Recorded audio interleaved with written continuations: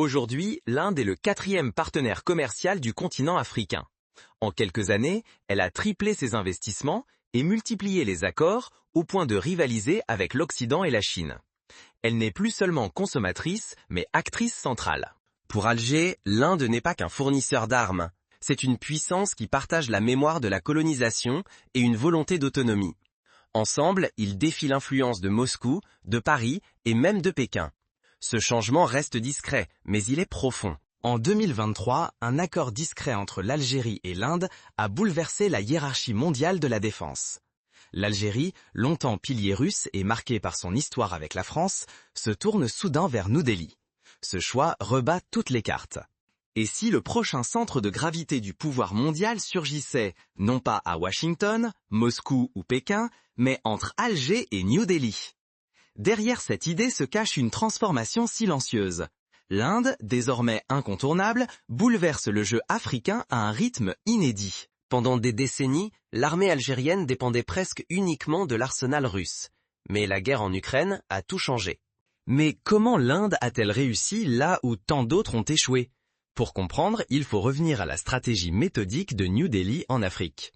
Moscou livrait avions et chars, formait les officiers et imposait sa doctrine. L'Algérie était une vitrine de la puissance militaire russe en Afrique. Ignorer cette dynamique, c'est passer à côté d'une redistribution majeure des alliances, des ressources et des équilibres, de l'Afrique à la Méditerranée. Si l'Inde s'impose, c'est tout le système d'alliances qui peut basculer. Depuis l'invasion de l'Ukraine, cette alliance s'est fissurée. Les pièces détachées se font rares, les livraisons sont retardées et les sanctions occidentales asphyxient le commerce. La dépendance à Moscou est devenue un handicap. Ignorer cette rupture, c'est passer à côté d'une Afrique qui choisit désormais ses partenaires et façonne son futur. Ce renversement de situation prépare une ère nouvelle de coopération sud-sud. La France, voisine, ne peut jouer le sauveur. Son passé colonial, les blessures de la guerre d'indépendance, plus d'1 million de morts, et ses récentes interventions en Afrique alimentent la défiance. Quand Paris parle de droits humains, Alger y entend encore l'arrogance coloniale. C'est là que l'Inde intervient. Sans histoire coloniale en Afrique, sans exigence politique, ni menace de sanctions, New Delhi propose une coopération fondée sur le respect.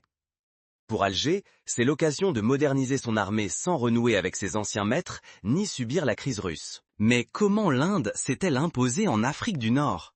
Pour comprendre ce tournant, il faut revenir à l'émergence de nouveaux signaux, bien avant la guerre en Ukraine. L'Algérie refuse d'être un pion dans la rivalité des grandes puissances. Elle cherche à tracer son propre chemin, déterminée à briser ses chaînes historiques. Pourquoi se tourner vers l'Inde plutôt que vers la Russie, la France ou la Chine? Ce choix dépasse l'opportunisme. Il marque la volonté d'Alger de reprendre la main sur son avenir, loin des tutelles éprouvées.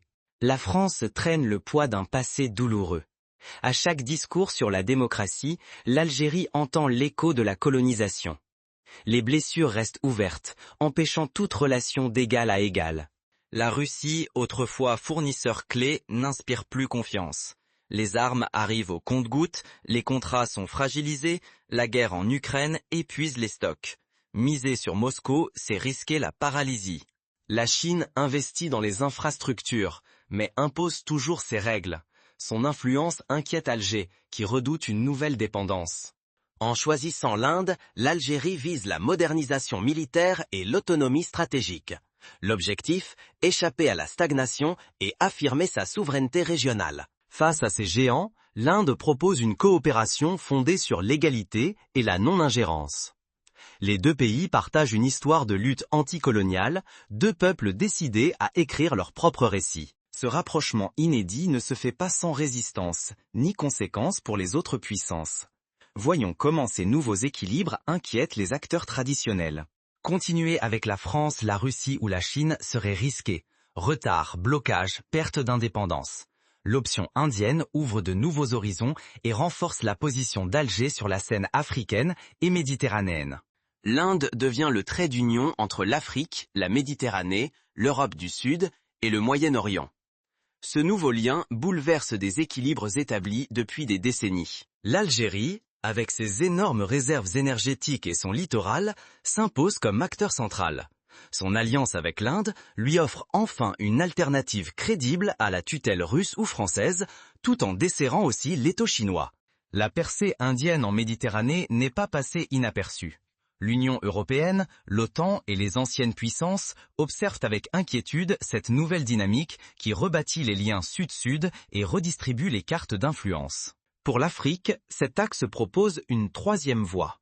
Fini la dépendance dinaire, Alger et New Delhi offrent un modèle basé sur le respect mutuel et la mémoire partagée des luttes contre la colonisation. Qu'en retenir ? Si cette coopération réussit, elle pourrait inspirer des géants comme le Nigeria, l'Égypte ou l'Afrique du Sud à s'affirmer. L'Afrique gagnerait ainsi une nouvelle marge de manœuvre face à l'Occident. Les cartes du pouvoir mondial se redessinent. Mais qui tirera vraiment profit de ce bouleversement ? Les ressources stratégiques de l'Algérie, cruciales pour les technologies de pointe, deviennent indispensables pour l'Inde. En sécurisant ses approvisionnements, New Delhi investit dans l'avenir et consolide ses alliances. Ce basculement affaiblit l'emprise des anciennes puissances et offre à l'Afrique une voie nouvelle. Mais il peut aussi raviver les tensions à mesure que les lignes géopolitiques se déplacent. Derrière chaque accord d'armement, c'est une affirmation de souveraineté qui se joue. Mais l'alliance entre l'Algérie et l'Inde va plus loin. Elle touche aux ressources, à l'énergie et à l'indépendance technologique.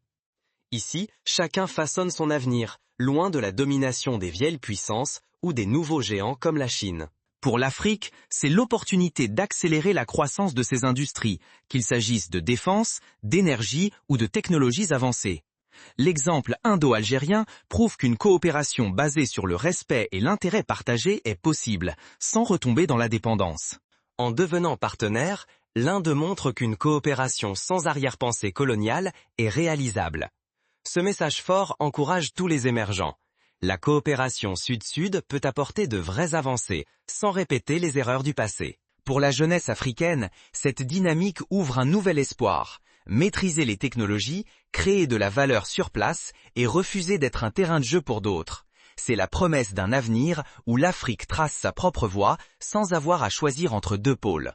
Le dernier mot appartient à ceux qui sauront saisir ce moment décisif. Qui sera le prochain à suivre cet exemple ?